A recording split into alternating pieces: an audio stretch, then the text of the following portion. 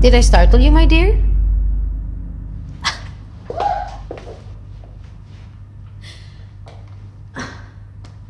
Forgive me.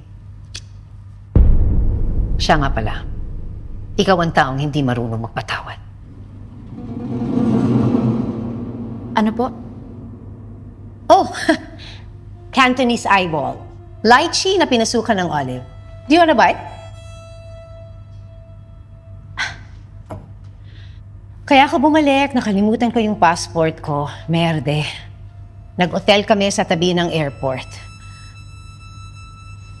You look stressed, honey. Wala po ito. Grinding lang. Ang kapal po kasi ng alikabok eh. Alin mas makapal? Ang alikabok o ang mukha mo? You're wearing my dress. Pasensya na po. Huhubarin ko po siya. Hindi na. Sa'yo na lang. I was just teasing you, Luna. Bagay sa'yo. Pamburol.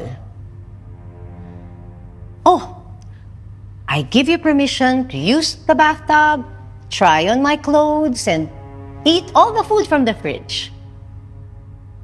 Hindi na po. Oh, nonsense. Busog pa po ako. Lubusin mo na ang ligaya sa bahay ko. You deserve it.